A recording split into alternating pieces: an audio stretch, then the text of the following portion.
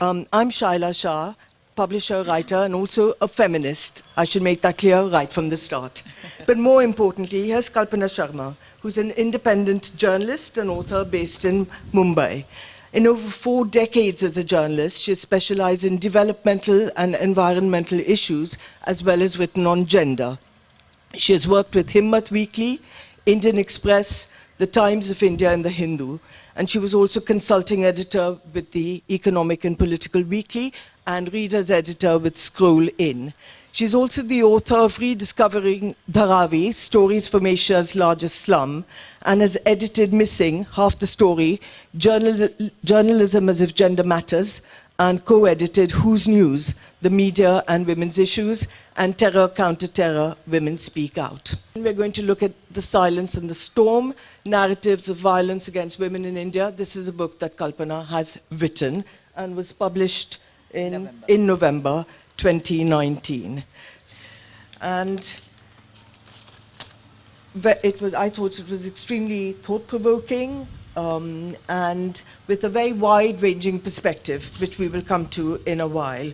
So Kalpana, why did you write the book, and how is it adding to the literature on the subject? So, you know, I've been writing this column called The Other Half from 1985. It started in the Indian Express, and then there was a short break when I was with the Times of India, and then it continued in the Hindu till 2016. And my attempt in that column was always to look at any development in India, but from the gender perspective. And so through it, I tried to bring out the fact that, you know, you can't talk about our society without looking at 50% of its population and what happens. So a number of people over the years have been telling me that because you've been doing this, you know, for so many years, you must have developed some perspective as a journalist on these issues of gender and the status of women and violence and all the other issues. So why don't you think about writing something? So, which was a great idea, except that, you know, one doesn't generally have time if you're anyway doing a fortnightly column or in a full-time job. But at one point in 2014, I did take a break just to even read back what I've written, because, you know, you forget because you're just churning it out. And I thought there was something that over this period of, say, 1985 till 2016, maybe one should draw something of what has changed, what has not changed. If it's not changed, what is the reason? Why are some things the same? And so on. And the other thing I found was in the last decade particularly, I found that the millennials have no sense of history. So it's like the women's movements and the demands for change in laws and drawing attention to violence against women only began in 2012 when there was that horrendous gang rape in Delhi on December 16th. And, you know, I thought it's really important for people like these young women, but also all of us, to remember that there have been struggles, and they've all added to what we've come to today. And there's also certain discussions that were there in the 80s, certain narratives that have remained unchanged till today, you know, and to try and understand what it is in our society that this happens. And that's the reason I decided I'd work on the book. Yeah. So I thought I'd look up a definition of violence in the dictionary. And the most succinct one is violence is behavior which is intended to hurt, injure, or kill people. And we have seen, you know, all of us have read in the media and in various accounts the various ways in which women are hurt, injured, and killed.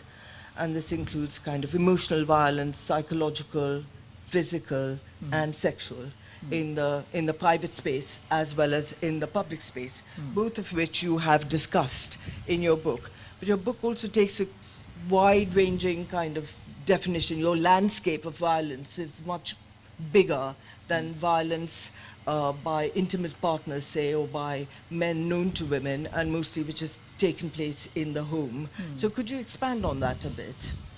Yeah. So, you know, because I have been writing on environmental and developmental issues and trying to look at government policies and other developments and see them through the prism of how it affects the most marginalized. And often the most marginalized are women, and especially poor women. it has made me understand that violence is not just the kind of physical violence that women experience, in the home or outside, but it's also the violence of um, uh, your dignity being taken away, snatched away from you, the violence of your security being snatched away from you for nothing to do with yourself, but to do with the fact that the approach to development, for instance, is not based on any kind of sensitivity of how it would affect the most marginalized. So let me give you an example. For instance, for a long time I've argued that sanitation is a women's issue. I mean, this is before all the Swachh Bharat business. And because having been involved in the whole discussions on water and sanitation, it was always water that got more attention, because it means huge infrastructure projects, dams, and big investment, which was all made by men, those decisions. But sanitation is, first of all, intimate, and secondly, men don't seem to realize, in India especially, that for women it really is a tough problem, because men can, pee anywhere against any wall. But for women, it is a huge challenge, and there's been real violence that women have experienced because of the fact of the absence of sanitation. When they go out in the fields, in the villages, there are women who have been jumped upon, raped, killed even. Just 3 weeks ago in Bombay, I mean, I'm talking about the year 2020, a woman goes to Kurla station, which is one of the suburban stations, where she's going to take a long distance train. She's walking towards the station and she wants to urinate, but there's no toilet around. So she goes behind the bushes. This is a poor woman, huh? She's going to Madhya Pradesh. She goes behind the bushes. 2 men pounce on her and rape her and steal all her belongings. Before she can recover, 2 more men pounce on her and rape her. And when she comes out, somebody who lives in the same slum as her recognizes her and helps her to go and register that complaint. I have been scouring the papers since then to see what happened after that. And I can bet you nothing will, because, she's a poor woman. But this is in the year 2020 in a city like Bombay. And yet sanitation now has got this. I'm very glad the government is paying attention to it, but I think it should have been part of much earlier developmental policy. And I think it's because women's voices are not heard, they are not included in the planning, that they are so often marginalized, that this becomes unimportant. The same with environmental policy. I mean, the thing is, displacement, the burden of displacement is borne by the woman, because she is expected to reinvent that house, which she loses because a dam is built and her land is submerged. She is affected when a forest is cleared for some other reason, and she cannot then go out and get the fuel, which is again because of the sexual division of labor. It's women who always have to go and collect the fuel. It's women who have to cook. And so even the question of cooking fuel, which again is getting some attention now, it's taken so many years. I mean, I can remember in the 80s talking about the fact that the most important thing on energy that we should be discussing is cooking energy, because of the fact that it affects women the most, because they're the ones who have to cook with biomass, and they're inhaling all those noxious gases and getting diseases out of it. But again, because you are schooled not to complain, you just go ahead. The men are not in the kitchen to breathe in that fume. They only come back to eat the food. And it's taken like decades and decades for us to reach the point where it's become government policy to push for cleaner fuel, for women. So that's the reason I really feel quite strongly about this, that in the media especially, we tend to focus only on this kind of obvious violence, especially rape, and especially rape in cities. Even within that, we do not look at the rape of Dalit women, we don't look at the rape of Adivasi women, we don't look at what is happening in the Northeast, we don't look at Kashmir and what's happening to women there. The focus is on a few select cases. But this larger thing of violence, I think it's really never talked about. And I wanted to emphasize that, because I do believe that a just society, a government believing in equality and empowering women, should actually integrate this into the way they formulate policy and the way in which policy is implemented. So it actually does make a difference to women. I think that's what makes this book unique and kind of sets it apart from other books that have looked at violence against women, mostly in terms of rape and sexual assault and sexual abuse of minors. Because in the book you also discuss kind of just poverty and how that makes women vulnerable to violence. You've looked at pavement dwellers, homeless women, women in conflict zones, health policies.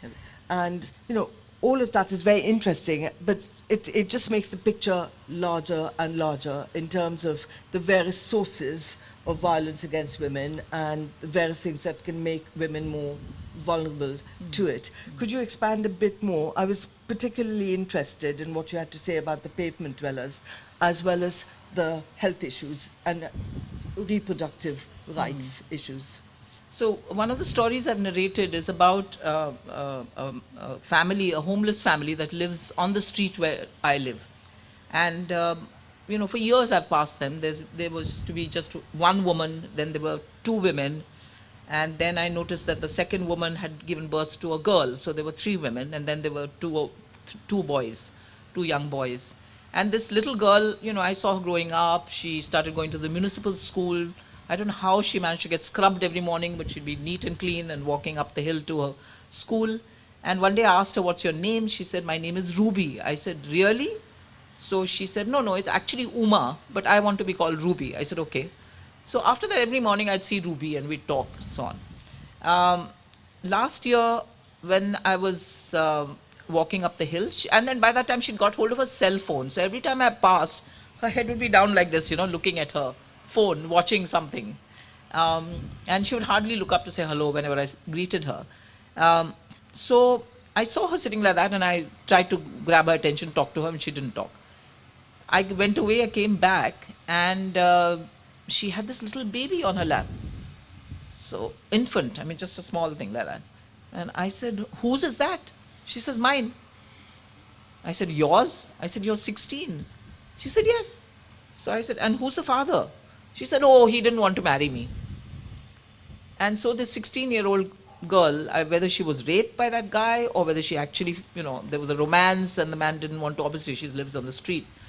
So I said, "Where did you have the child?" So she said, "Oh, my mother took me in a taxi, luckily just before the child was born to, and we live in an area where there are a couple of hospitals. So she got to a hospital before the child was born. And, you know, that child is growing up now on the street. She's also a girl. And, you know, so the grandmother is alive. The mother, meantime, has died. I think of AIDS, but she told me it's TB. We don't know. And this Ruby is there with her. Karuramma is the name of her little baby. And, you know, it reminds me of the fact that, again, something like housing policy, for instance. You know, for many years, I've written about it. There are groups that have campaigned for affordable housing, housing for the poor. But we don't realize how vulnerable the women are who are without houses, because they're literally on the street and anybody can rape them, do anything, and they have nowhere to turn, and they just accept it as part of life. These women, her grandmother is a rag picker. So they collect the dry waste in our area and sort it out. And then, you know, every day, Tempo comes and takes away the dry waste. But, you know, I don't know whether Ruby or Karuramma will ever be able to live in a house. But there are other pavement dwellers in Bombay who have started living. And some of them, again, I have followed their trajectory. And one of them who I often talk about and who I've written about, her name is Lakshmi. And she was from Andhra Pradesh. She lived 20 years on this pavement in Nagpara, which is in central Bombay. And quite often during elections, I used to go and talk to her because I somehow felt, you know, the perspective of somebody who's literally at street level without getting anything from the state. It'd be interesting to see if she would be interested in elections and voting. And I remember one election when I went to her, I said, "You know, why on earth do you vote? Look at these people in the building opposite you. I'm sure half of them never turn out to vote. So why do you bother to vote? Nobody gives you anything. Government doesn't do anything for you." And she said, "You know, Didi, if I don't vote, nobody will know that I'm there." It was like her assertion of, you know, her right as a citizen. And it really made me think that, you know, in election after election, we've seen it's the poor areas that people go out and vote because they see the value of that, asserting their right, asserting their existence without anything coming their way. I mean, luckily Lakshmi has got a house and she lives in a distant suburb, but at least she's got a roof over her head. But like Ruby, her son was born on the pavement, you know, but he also has now got a house. So there are a few happy endings, but on the whole, I mean, I think it's a scandal in Bombay still that there are so many people who are literally homeless like Ruby and others who have been given some housing, but it's in such poor condition, you know, next to polluting areas, next to garbage dumps, that many of these women, when you talk to them, quite often they say we were better off living on the pavement than we are over here, where we've literally been dumped in a distant suburb, right next to, you know, a garbage dump, and all the fumes from that come, and they're all falling ill. Children, the old people, the women, everyone. Yeah, so I mean, that's another thing I feel passionately about, also partly because I do live in Bombay, and I've seen this struggle of changing that housing policy, which is all about land and the greed for land. And therefore, there's always land available to build gated communities, which is so un-Bombay-like. And yet there's no land to build affordable housing for the poor people who literally hold up our city, you know. So given this very large and absolutely overwhelming picture of the different sources of violence against women, do you think that that kind of dilutes and takes away from those campaigns against rape and, you know, the kind of violence against women as we know it, and not kind of your larger picture? No, I don't think it does. I mean, my understanding from the beginning, even in the 80s when the women's movements in India were very active in demanding changes in the law, it was very much centered on fighting to change Indian society. So, you know, it was not just a women's issue in that sense. So therefore, it was a collaborative campaign with trade union people, you know, women workers were as much part of it. Somebody who was doing a campaign on price rise, you know, Mrinal Gore, a very well-known socialist, was very much a member of the women's movement. And I think we have to build the larger solidarity if we really want to tackle the issue of violence. I think if it's just put in this narrow frame of dealing with one aspect of violence, whether it's rape or whether it's sexual harassment or whether it's child sexual abuse or whatever, all of them are important. But ultimately, we finally come up with what do we do about it, and we know that we have to change Indian society. And the whole way in which women are treated and the way they're looked at, these are larger things that must be addressed even as we fight the specific things. So I don't think they're mutually exclusive. I think actually each strengthens the other. And I would also say even if there are people who are just fighting within that narrow focus, that is fine. But at the same time, I think there needs to be more of us who also talk on the bigger picture of violence, because I think that is something we have to deal with within our society. Yes. Moving on to something different, and that is statistics. But what are the statistics? Who's monitoring incidences of violence against women? How reliable are these statistics? Well, we have something called the National Crime Records Bureau, which puts out a report titled Crime in India every year. It's available on the net. For some reason, after 2016, they didn't come out with the statistics, and they've only just come out with the 2017 and 2018. But in the section on crimes against women, you'll find the percentages are almost unchanged. So the largest percentage of violence is what women experience within the home, or within neighborhoods, or by men known to them.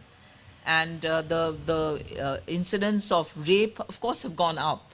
But that is also partly, I'm told, there's no, it's difficult to verify whether that's true, but a lot of people saying is because now this thing of dealing with rape is so much part of public discourse, many more women are finding the courage to go and report rape than they did earlier. So hence the statistics on rape have gone up.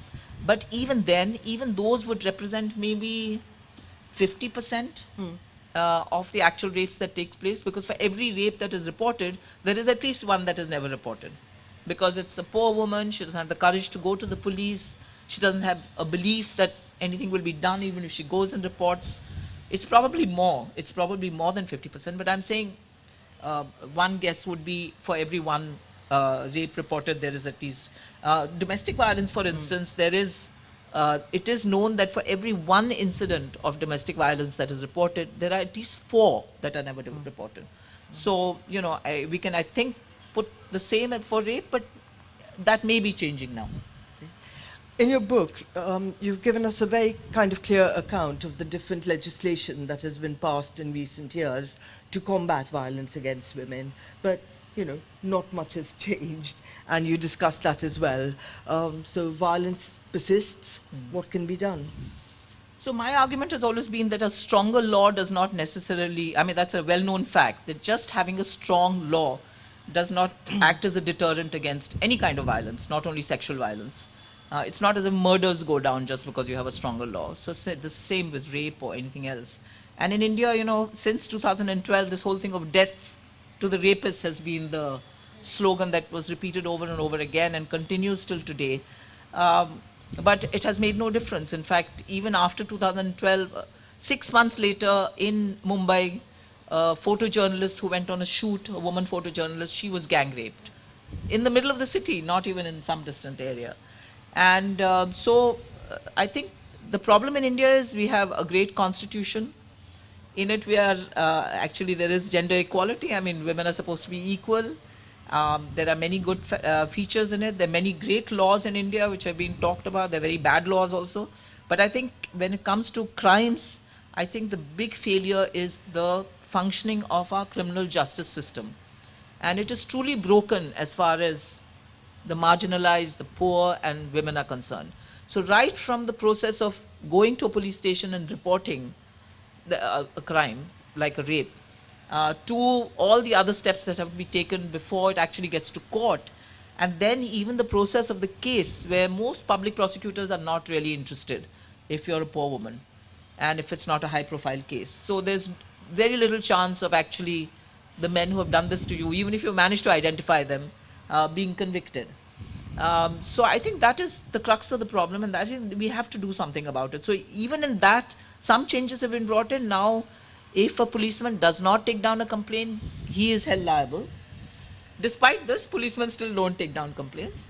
And the worst part of it is that because people have lost their faith in the criminal justice system, you have what happened earlier this year in Hyderabad, where a young woman who was on her way home was cornered by these 4 guys who not only raped her but burnt her and killed her. And 4 men were picked up. Apparently they were the men, and they confessed. But before they could even be tried, the policemen just shot them in what they called an encounter.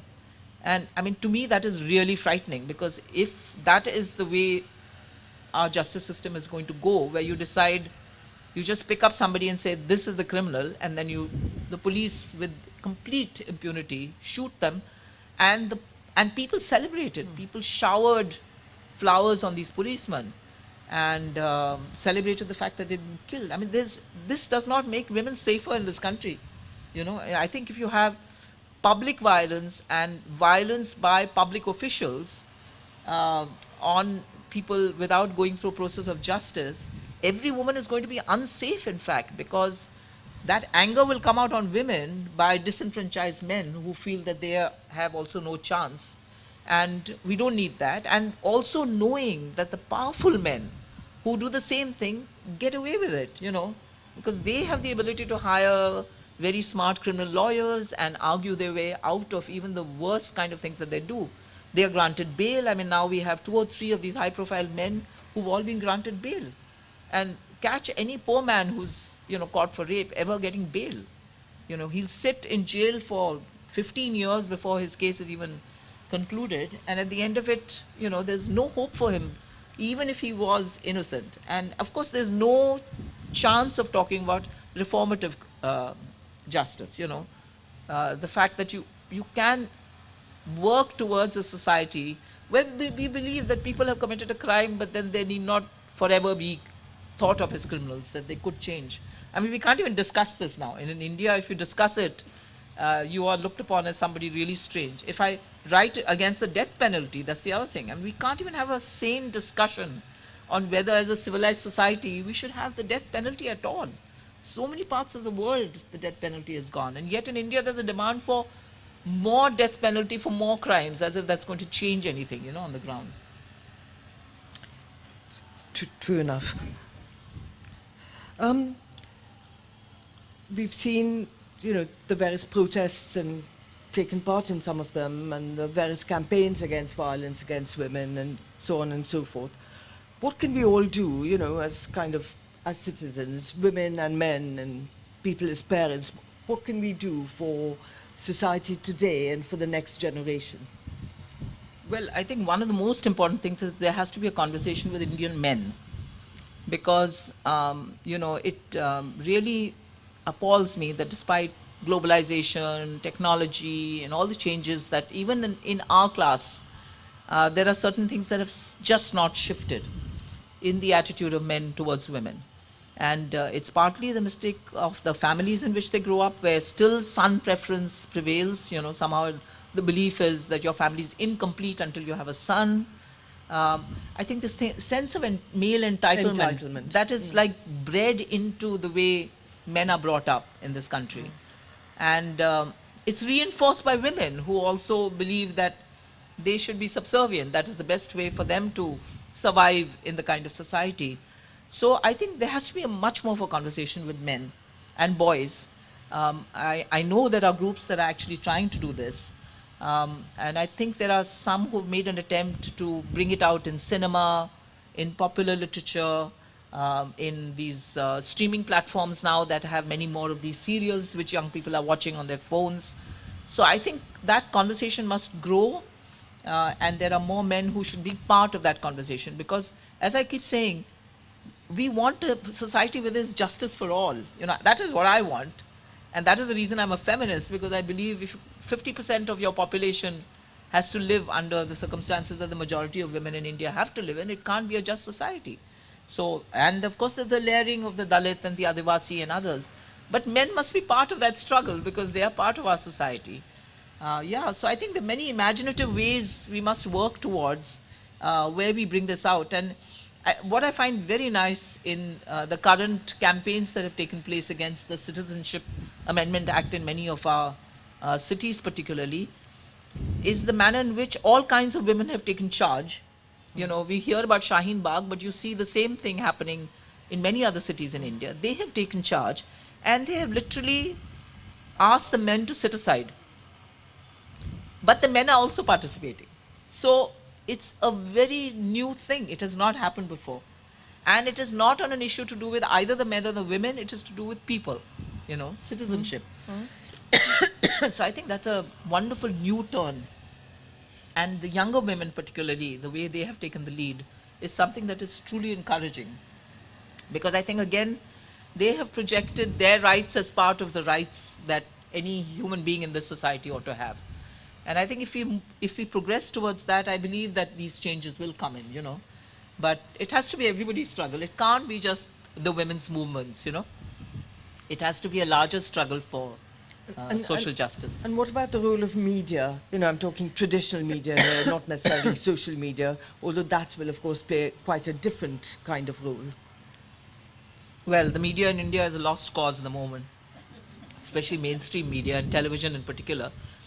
So I think it distorts rather than trying to convey. In fact, I saw a film recently about Fox News and about Roger Ailes, that vile man, in which he's shown talking. He set up Fox News. He's talking to a young idealistic journalist and says to him, our job is not to convey the facts. Our job is to tell people how they should feel. That is exactly what our mainstream media is doing. It's trying to whip up feelings which are very different from facts. And again, for women, what it does is exactly what I've tried to write, that you pick out the one or two cases which you go on about.